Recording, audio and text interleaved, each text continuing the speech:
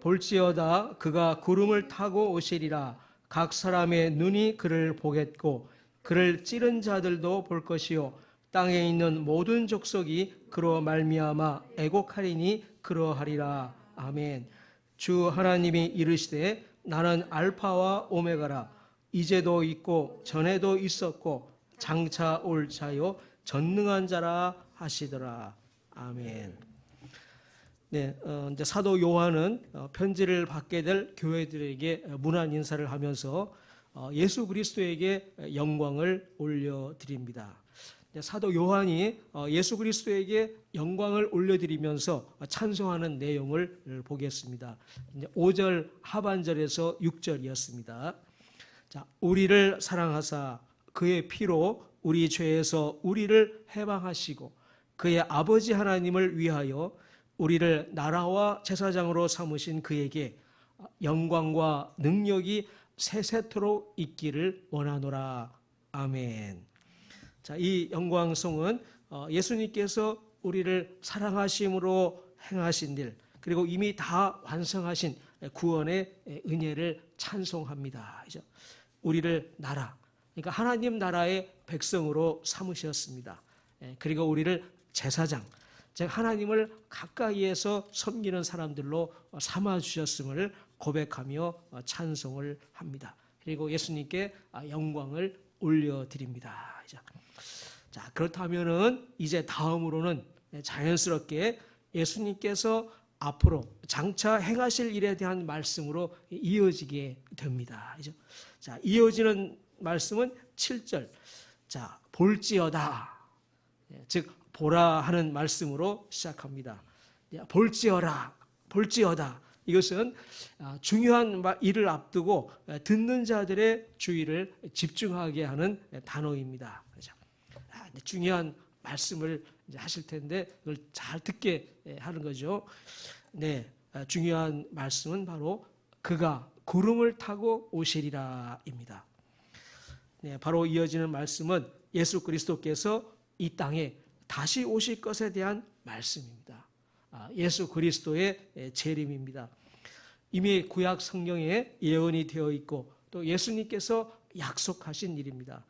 예수님께서 다시 오실 때, 다시 오심으로 인해서 이 세상의 모든 죄와 악은 영원히 종말을 고하게 될 것입니다. 그리고 완전히 새로운 새 하늘과 새 땅이 시작이 될 것입니다. 예수 그리스도께서 온 땅의 왕으로서 온전히 다스리시는 새 하늘과 새 땅이 시작될 것입니다. 그가 구름을 타고 오시리라. 이 말씀을 들을 때 우리는 적어도 성경의 새 말씀을 생각해야 합니다. 다니엘서 7장 13절과 14절, 마태복음 24장 30절, 그리고 사도행전 1장 9절에서 11절의 말씀입니다. 주보에 제가 실어 놓았습니다. 먼저 다니엘서 7장 13절과 14절의 말씀을 봅니다. 자, 다니엘은 메시아, 즉 그리스도의 환상을 보았습니다. 그리고 그 환상을 다니엘서 7장 13절과 14절의 말씀으로 기록을 했습니다. 자, 내가 또 밤 환상 중에 보니 인자 같은 이가 하늘 구름을 타고 와서 옛적부터 항상 계신 이에게 나아가 그 앞으로 인도되매 그에게 권세와 영광과 나라를 주고 모든 백성과 나라들과 다른 언어를 말하는 모든 자들이 그를 섬기게 하였으니 그의 권세는 소멸되지 아니하는 영원한 권세요 그의 나라는 멸망하지 아니할 것이니라. 다니엘이 환상을 보았는데 하나님 아버지께서 보좌에 앉아 계십니다. 근데 누군가 그 앞으로 인도되어 옵니다. 근데 하나님께서 그에게 나라와 권세와 영광을 주시는 그 환상을 보았습니다. 근데 그 하나님 앞으로 인도된 그분을 모습을 보니까 사람과 비슷하게 보였습니다. 환상 가운데 보니까 정확하게 알 수는 없겠죠. 사람과 같은 모습으로 보입니다. 인자라고 하는 것은 사람이라고 하는 말입니다. 그러니까 다니엘이 인자와 같으니, 즉 사람과 같은 분, 이렇게 말하고 있는 것입니다. 그분이 하늘 구름을 타고 하나님 앞으로 이렇게 인도되어 오는 그 모습을 보았습니다. 이게 하늘 구름이라 이렇게 이야기하죠. 그러니까 오늘 우리가 보는 자연의 일반적인 구름은 아닙니다. 하늘 구름, 바로 구약 성경에서 여러 번 기록되어 있는 영광의 구름입니다. 하나님께서 임재하실 때 나타나는 영광의 구름입니다. 그래서 하늘 구름을 타고 와서라는 표현보다는 하늘 구름과 함께, 하늘 구름 가운데, 이런 표현이 더 적절합니다. 이 구름이라고 하는 것은 운반의 수단이 아니고 하나님 임재의 수반이 되는, 하나님께서 임재하실 때 함께하는 바로 그 영광의 구름을 의미하기 때문입니다. 자, 오늘 본문에서 그가 구름을 타고 오시리라 라고 한 말씀은 바로 다니엘이 환상 가운데에서 보았던 인자와 같으니 바로 그분이 예수님이심을 말씀하는 것입니다. 그리고 다니엘이 본 환상 그대로 예수님께서 이 땅에 임하실 것을 말씀하고 있는 것입니다. 다니엘이 본 모습 그대로 정말 그 하늘 구름을 타고 영광의 구름 가운데 이 땅에 오시는 것입니다. 자, 예수님이 다시 오시는 이 모습, 한마디로 요약이 되어 있죠. 그가 구름을 타고 오시리라.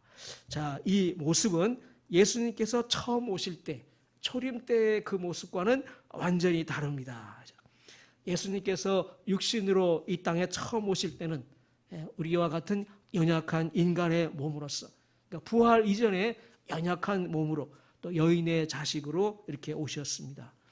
그러나 예수님께서 다시 오실 때는 그 부활하신 몸으로, 영광의 몸으로, 그리고 영광의 구름 가운데에서 오십니다. 그리고 물론 예수님을 수행하는 수많은 천군 천사들과 함께, 그리고 그 천사들이 부는 하늘의 나팔 소리 가운데 오십니다. 이 땅에 왕이 오시는 바로 그 모습입니다. 그가 구름을 타고 오시리라. 이 단순한 한마디에는 이와 같은 장엄한 모습이 압축되어 담겨져 있습니다.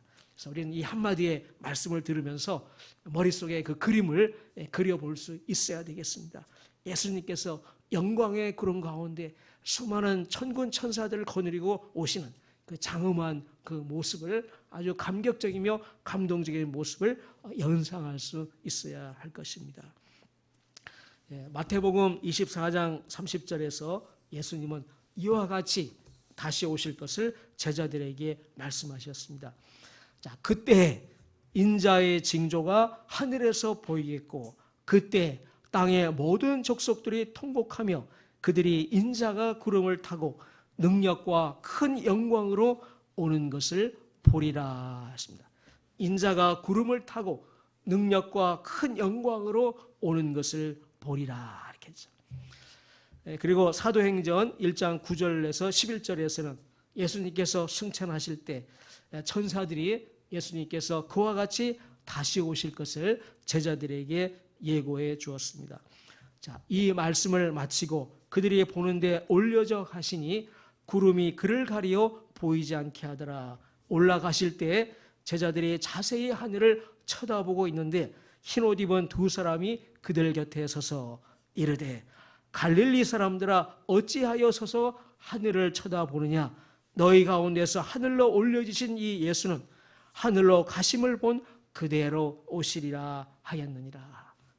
예수님께서 하늘로 올라가고 하늘의 구름이 예수님을 가리우는 그 모습을 보았는데 그와 똑같이 그 모습으로 다시 오시리라 이렇게 천사들이 예고해 준 말씀이었습니다. 자, 다니엘서의 예언대로 예수님께서 친히 하신 말씀대로 그리고 천사들이 전해준 말대로 예수님께서 이 땅에 다시 오실 것입니다. 예수님께서 다시 오실 때에는 영광의 구름 가운데에서 오실 것입니다. 천군 천사들이 수행하는 가운데 오실 것입니다. 하늘과 땅에 그 나라와 권세와 영광을 가지신 왕으로서 오시는 것입니다. 왕으로서 오시는 것입니다. 그리고 이때에는 이제 땅의 모든 사람들이 예수님이 오시는 모습을 바라보게 됩니다. 이 모습을 이어지는 7절 말씀이 말합니다. 각 사람의 눈이 그를 보겠고 그러죠. 그러니까 모든 사람들이 예수님께서 오시는 그 모습을 바라보게 될 것입니다. 그죠? 자, 이 모습도 예수님의 처음 오실 때, 초림 때와는 다릅니다. 그죠? 예수님께서 처음 오실 때는 불과 몇 사람만이 예수님께서 오신 것을 보았습니다. 그죠? 그러나 예수님께서 다시 오실 때에는, 그때는 모든 사람들이 바라보는 가운데에 오십니다. 그죠? 근데 이제 7절은 그 모든 사람들 가운데 특별히 어떤 사람들을 추가적으로 언급을 합니다. 이제 어떤 사람들일까 보겠습니다. 그를 찌른 자들도 볼 것이요 합니다. 그를 찌른 자들 이렇게 하면은 예수님의 옆구리를 창으로 찌른 로마 군병들이 생각나실 것입니다. 근데 여기서 그를 찌른 자들 이렇게 할 때는 그보다 넓은 의미로 사용이 됩니다. 이 말은 역시 구약 성경의 스가랴서 12장 10절의 말씀을 배경으로 합니다. 스가랴서 12장 10절입니다. 내가 다윗의 집과 예루살렘 주민에게 은총과 간구하는 심령을 부어주리니 그들이 그 찌른 바 그를 바라보고 그를 위하여 애통하기를 독자를 위하여 애통하듯 하며 그를 위하여 통곡하기를 장자를 위하여 통곡하듯 하리로다 했습니다. 여기 그들이 그 찌른 바였습니다. 누가요? 하나님은 유대인들, 이스라엘 백성들이 그를 찔렀다 이렇게 말씀을 하십니다. 그들이 그 찌른 바 이렇게 하죠. 이스라엘 백성들이 실제로 예수님을 창으로 찌른 것은 아닙니다. 그죠? 군병들이 찔렀죠. 실제로 찌르기는. 그러나 어떤가요? 유대인들, 이스라엘 백성들이 예수님이 십자가에 못 박히도록 했습니다. 그리고 군병들로 하여금 창으로 찌르도록 했습니다. 그러니까 사실상 그들이 찌른 것이라 말씀합니다. 그죠? 그러니까 사실 그렇습니다. 그들이 함께 찌른 것이죠. 스가랴서에서 이 찌른 자들을 할 때는 단지 군병들만이 아니라 이스라엘 백성들을 포함하는 넓은 의미로 사용이 되었습니다. 자, 예수님께서 승천하신 이후로 어떤가요? 예수님의 몸인 교회를 박해하는 사람들이 있습니다. 그죠? 그러므로 이제는 그를 찌른 자들 할 때는 예수님 당시에 예수님을 핍박하던 유대인들만이 아니라 이제는 예수님이 승천하신 후에 예수님의 몸인 교회를 박해하는 모든 악한 자들을 포함하는 넓은 의미로 자연스럽게 확장이 됩니다. 찌른 자들이죠. 예수님의 몸인 교회를 박해하는 자들이 되는 것이죠. 그래서 이제 듣는 신자들은 그를 찌른 자들도 볼 것이요 이런 말을 들을 때 스가랴서의 표현을 생각하면서 예수님의 몸된 교회를 박해하고 있는 이 모든 악한 자들도 눈으로 똑똑히 바라보게 될 것이다 라고 하는 그 모습을 연상하게 되는 것입니다. 또 한 무리의 사람들이 언급이 됩니다. 이어지는 7절 말씀입니다. 자, 땅에 있는 모든 족속이 그로 말미암아 애곡하리니 그러하리라. 아멘. 자, 땅의 모든 족속, 그러니까 땅의 모든 사람들이 예수님이 오시는 것을 보게 될 것입니다. 그죠? 자, 그 얼마나 놀랄까요, 이 사람들이. 설마 했는데, 믿지 않았는데 실제로 오시니 말입니다. 사람들의 반응은 그로 말미암아 애곡한다 말씀합니다. 그러니까 애곡한다라고 하는 것은 슬피 운다라고 하는 말씀이죠. 그러니까 슬피 웁니다. 그러니까 여기에서 말하는 땅의 모든 족속이란 사실은 땅의 모든 족속들 가운데 이때까지 예수님을 거부하고 있는 사람들을 가리킨다라고 하는 것을 알 수가 있습니다. 땅의 모든 족속들에게 복음이 전파되고 있습니다. 그러나 듣는 사람들이 모두가 믿음으로 반응하는 것은 아닙니다. 완고한 사람들, 끝까지 예수님을 거부하고 영접하지 않을 것입니다. 예수님께 적대시할 것입니다. 그러나 그들도 예수님께서 다시 오시는 날이 되면은 그들도 예수님을 바라보게 될 것입니다. 근데 그때에는 애곡하지 않을 수 없는 거죠. 슬퍼 울지 않을 수가 없을 것입니다. 예수님께서 오시는 날은 믿는 자들에게는 구원의 날이고 기쁜 날입니다. 최고의 날입니다. 그러나 그 날은 믿지 않는 사람들에게는 심판의 날이며 두려운 날입니다. 통곡의 날입니다. 구약 성경에서도 구원의 날은 동시에 두려운 심판의 날로 묘사가 됩니다. 예수님께서 다시 오시는 그날은 신자들을 핍박하던 자들, 또 예수님을 거부하는 모든 불신자들에게는 두려운 날이 될 것입니다. 우리가 원수들에게 또 우리를 핍박하는 사람들을 온유하게 대할 수 있는 것도 사실은 이 날이 있기 때문입니다. 이 세상에 부조리와 억울함, 참혹한 일들이 있음에도 우리가 소망이 있는 것은 예수님께서 오시는 바로 이 날이 있기 때문입니다. 오셔서 모든 악을 심판하시고 모든 죄악을 없애실 바로 이 날이 있기 때문입니다. 그리고 이제 사도 요한의 고백으로 마칩니다. 그러하리라 아멘. 여기서 아멘은 히브리어입니다. 그러합니다 이런 뜻입니다. 그죠? 앞에 그러하리라는 물론 이제 헬라어입니다. 그러니까 그러하리라 이렇게 헬라어로 한번 말을 하고 그리고 다시 히브리어로 아멘 이렇게 더 반복을 한 것입니다. 우리말로 표현한다면 정말로 진실로 그렇습니다. 이렇게 반복해서 동의하는, 진정으로 동의하고 확신하고 간절히 바라는 그 심정을 나타냅니다. 이 마음이 또한 요한계시록을 듣는 모든 신자들의 마음이며 고백입니다. 우리 모두의 마음, 우리 모두의 고백 역시 이러한 줄로 믿습니다. 7절은 성령의 감동으로 사도 요한이 고백한 말입니다. 모든 성경은 하나님의 감동으로 기록되었습니다. 사도 요한이 이 고백을 한 것은 바로 성령 하나님의 감동으로 이루어졌습니다. 자, 그런데 8절에서는 하나님께서 직접 말씀하십니다. 8절을 보겠습니다. 주 하나님이 이르시되 나는 알파와 오메가라. 이제도 있고 전에도 있었고 장차 올 차요 전능한 자라 하시더라. 여기서 이제 주 하나님은 성부 하나님, 아버지 하나님을 의미합니다. 그죠? 예수님은 하나님의 아들 혹은 하나님의 어린 양으로 불리웁니다. 그죠? 그러니까 하나님 이러면은 바로 아버지 하나님, 성부 하나님을 의미한다고 하는 사실을 알 수 있습니다. 요한계시록을 보면은 하나님 아버지께서 이렇게 직접 말씀하시는 부분이 단 2군데만 나옵니다. 그만큼 이 부분이 특별한 의미를 갖습니다. 우리 하나님 아버지께서 하시는 말씀은 우리가 복음서에서 들은 기억이 나실 것입니다. 그렇죠? 예수님께서 세례 받으실 때, 그리고 예수님께서 변화산에 오르셨을 때 하늘에서 들린 말씀입니다. 자, 이는 내 사랑하는 아들이요 내 기뻐하는 자라.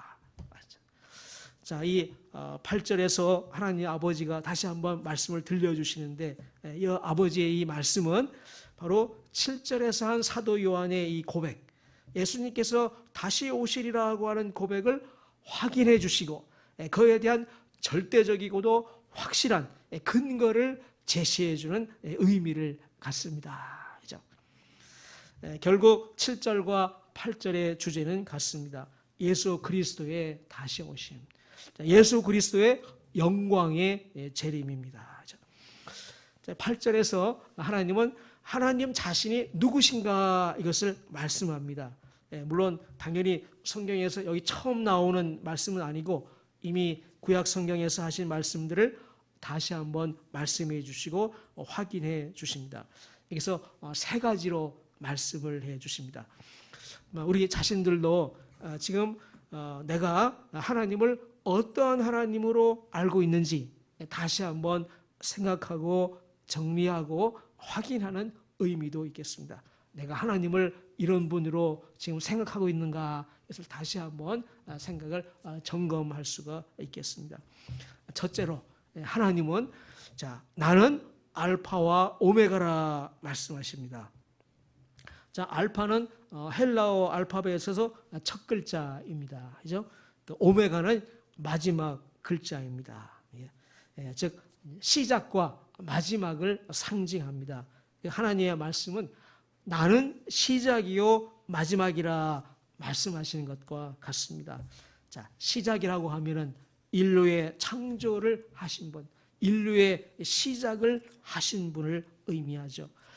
마지막이라고 하는 것은 현재 인류의 마지막을 행하실 분이심을 의미합니다. 바로 하나님은 창조주이시고 심판주이심을 의미합니다. 또 이 히브리어 표현에서 처음과 끝이라고 하면 처음과 그 사이에 있는 모든 것을 다 포함을 합니다. 그러니까 인류 역사의 처음과 끝, 그 사이에 있는 모든 것, 그 모든 것을 주관하시고 다스리신다 하는 것을 의미합니다. 하나님은 창조주이시고 최후의 심판을 행하시는 심판주이시고 또 인류 역사를 처음부터 끝까지 모두 주관하고 다스리시는 분입니다. 그래서 신앙 용어로는 이것을 하나님의 주권이라 이렇게 말합니다. 하나님은 인류 역사의 처음과 끝, 그리고 그 사이에 있는 모든 일들을 주관하시는 분으로서 아들이신 예수님에게 나라와 권세와 영광을 주셨습니다. 예수님께서 이 땅에 왕으로 다시 오시게 하실 것입니다. 인류 역사는 이렇게 처음과 끝이 있고 시간이 있습니다. 그러나 하나님 자신은 절대자이십니다. 하나님은 시작과 끝이 없으십니다. 항상 계신 분입니다. 두 번째 부분입니다.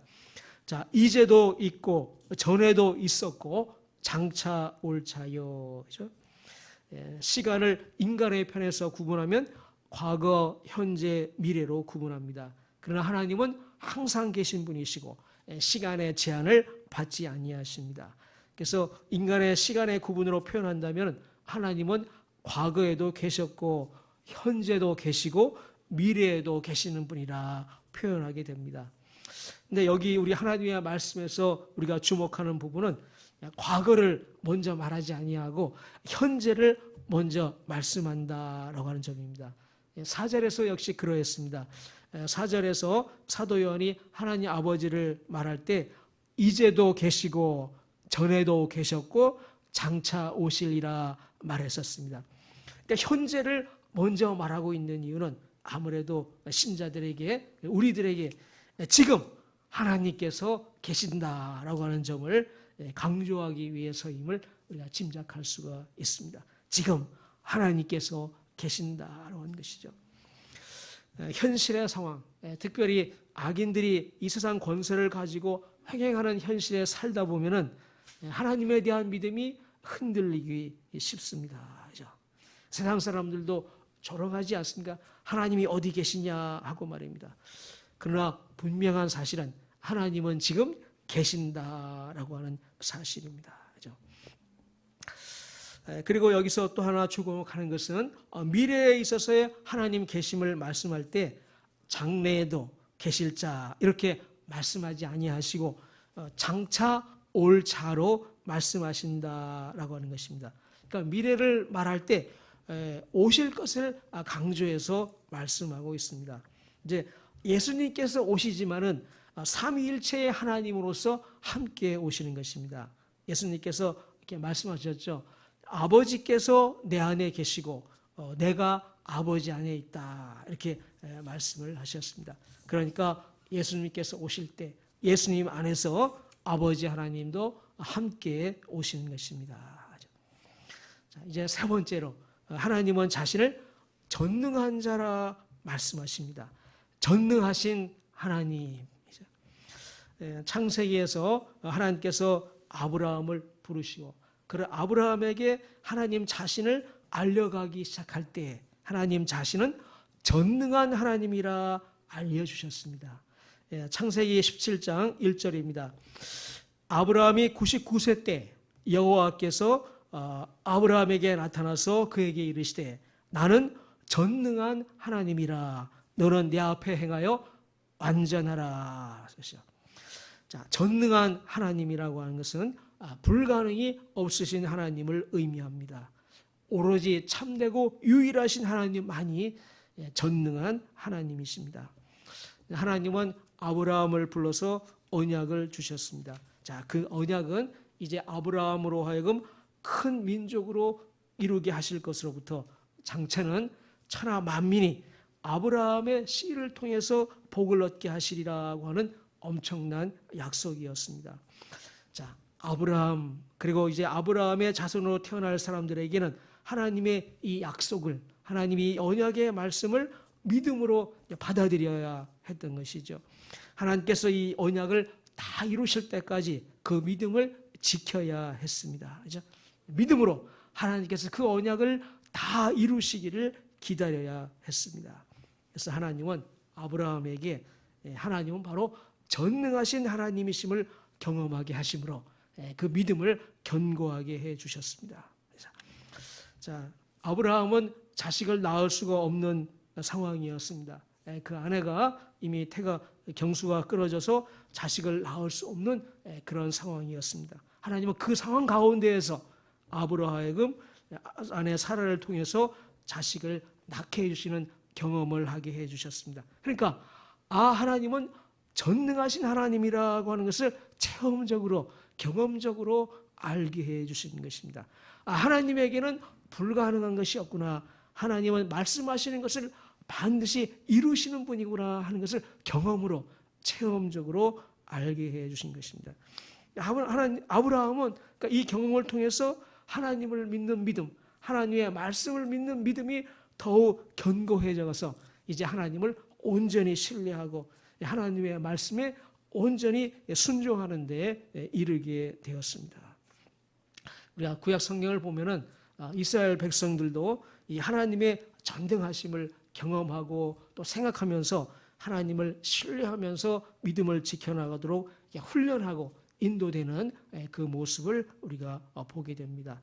이제 백성들이 여러 가지 불신 가운데서도 하나님의 신실하심과 하나님의 전능하심을 경험하면서 우리 하나님은 전능하신 하나님이시고 하나님이 약속하신 것을 반드시 이루시는구나 하는 것을 믿고 신뢰하고 기대함으로 나아갈 수 있도록 인도하신 것입니다. 하나님께서 직접 말씀하십니다.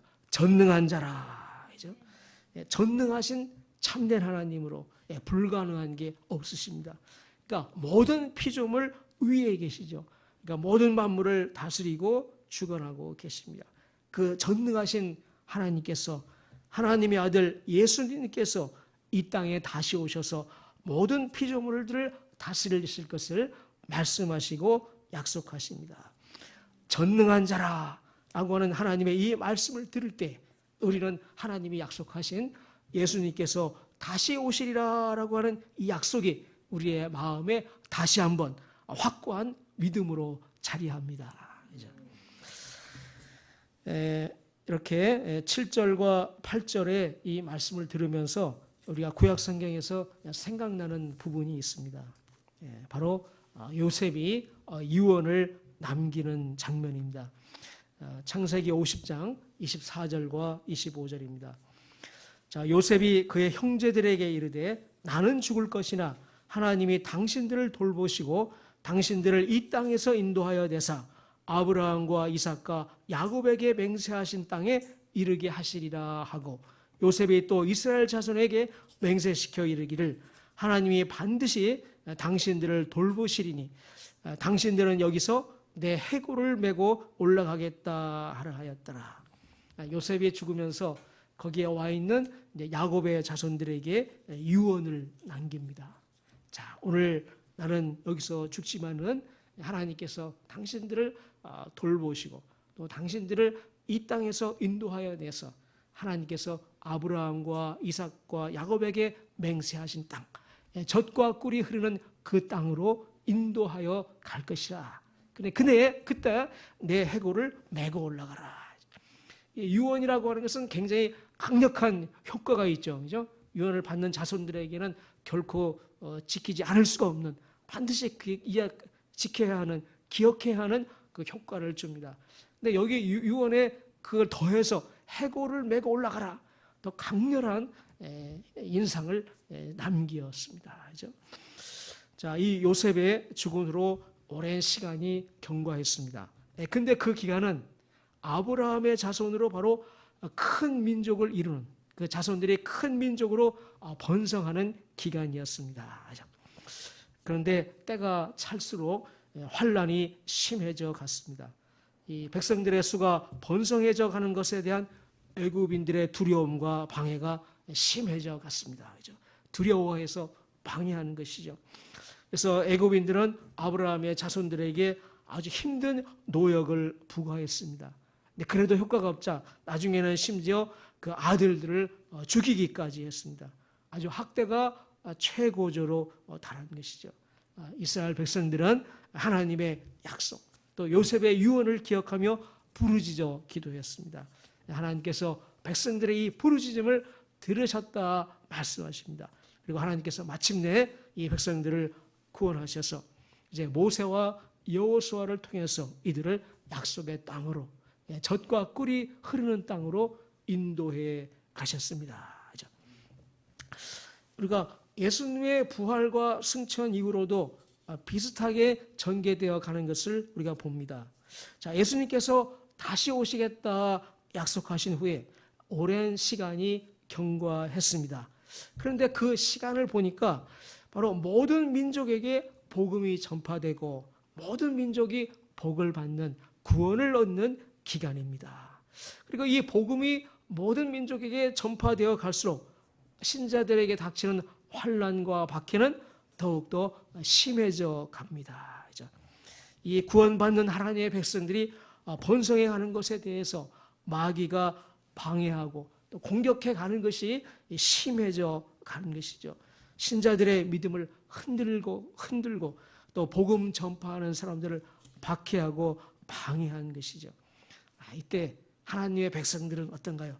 하나님의 약속을 기억하며 부르짖습니다. 하나님의 약속, 예수님께서 곧 다시 오시겠다 말씀하신 그 약속을 하나님께 올려드리며 부르짖으며 기도합니다. 하나님께서 이 백성들의 부르짖음을 듣고 계시죠. 때가 차 가고 있습니다. 자, 지금은 이제 그 끝에 가까워오고 있다고 하는 생각, 기대와 간절함이 있습니다. 구약시대 하나님께서 모세와 여호수아를 통해서 마침내 약속하신 땅에 인도하신 것처럼 이제는 완전한 예수 그리스도를 통해서 우리를 새 하늘과 새 땅으로 인도해 가시자는 확신이 내게 들어옵니다.